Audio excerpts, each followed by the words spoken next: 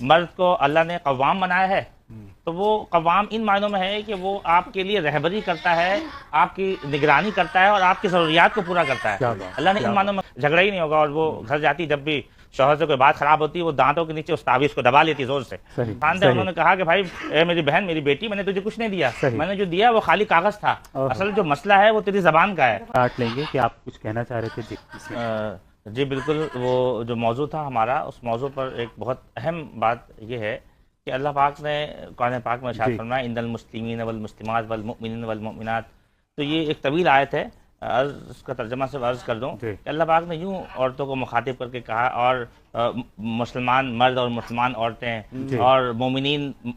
مرد اور مومنین عورتیں، اور تقوی گزار مرد تقوی گزار عورتیں، اس طرح سے اللہ نے مخاطب کر کے عورت اور مرد کو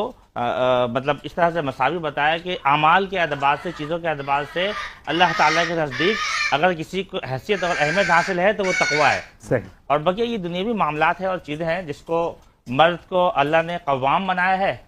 تو وہ قوام ان معنوں میں ہے کہ وہ آپ کے لیے رہبری کرتا ہے، آپ کی نگرانی کرتا ہے اور آپ کی ضروریات کو پورا کرتا ہے۔ اللہ نے ان معنوں میں قوام بنایا ہے۔ بقیہ اللہ نے عورتوں کے حقوق کو، تو جس طرح سے میں نے اپنی باتوں میں بتایا کہ اللہ نے اپنی نشانیوں میں سے ایک نشانی بنائی۔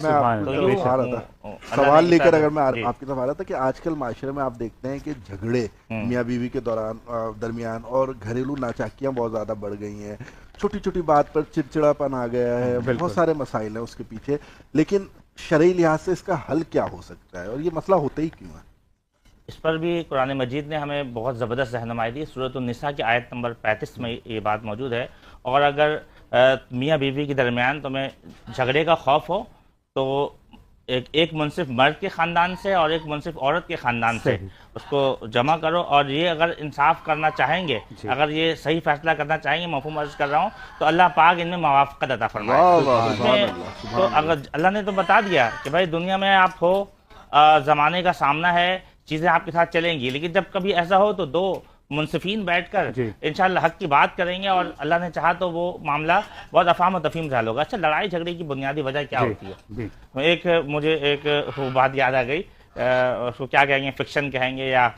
خوش طبعی کہیں گے، کہ وہ عامر صاحب کے پاس کوئی خاتون گئی، کہا بھائی میرے گھر میں تو میری بات بنتی نہیں، لڑائی جھگڑے بہت ہوتے ہیں۔ تو عامر صاحب نے کہا اچھا جب جھگڑا ہو نا تمہارا شوہر تم سے لڑائی کرے تو یہ ایک تعویذ لو، اور جب جھگڑا ہو تو تم دانت کے نیچے اس کو دبا لیا کرو۔ اچھا، جب وہ خاتون نے دیکھا کہ بھائی چلو مسئلہ ہی حل ہے، جھگڑا ہی نہیں ہوگا، اور وہ گھر جاتی جب بھی شوہر سے کوئی بات خراب ہوتی ہے وہ دانتوں کے نیچے اس تعویذ کو دبا لیتی زور سے، تو اس کے بعد کیا ہوتا کہ عامر صاحب نے کہا زور سے دبا کر رکھنا، چھوڑنا نہیں۔ ہاں، اس نے کہا ٹھیک ہے۔ کچھ عرصے کے بعد جب خیر اس سے پوچھی گئی کہ بھائی کوئی آواز نہیں آ رہی، ماشاءاللہ گھر جو ہے امن کا گہوارہ بن گیا، تو کہا بھائی یہ تو کمال ہو گیا۔ تو عامر صاحب تو بڑے تقوی گزار انسان تھے، انہوں نے کہا کہ بھائی اے میری بہن میری بیٹی، میں نے تجھے کچھ نہیں دیا، میں نے جو دیا وہ خالی کاغذ تھا، اصل جو مسئلہ ہے وہ تیری زبان کا ہے، تو زبان بند ہی نہیں کرتی ہوگی، جب تو نے دانت دبایا تو آٹومیٹکلی تیرا زبان بند ہو گیا، زبان بند ہوا تو کوئی بات بڑھی ہی نہیں۔ تو بات یہ ہے کہ جھگڑے کی جو بات ہے، عورت اس بات کو مانے کہ مرد جو ہے وہ اس کا رہبر ہے، اس کی اطاعت کرنی ہے۔ جب وہ اطاعت کا اس کا ذہن بن جائے گا تو سارے مسئلے خود بخود حل ہو جائیں گے۔ جہاں وہ اطاعت نہیں کرتی ہے وہاں سے مسائل شروع ہوتے ہیں۔ سبحان اللہ، سبحان اللہ۔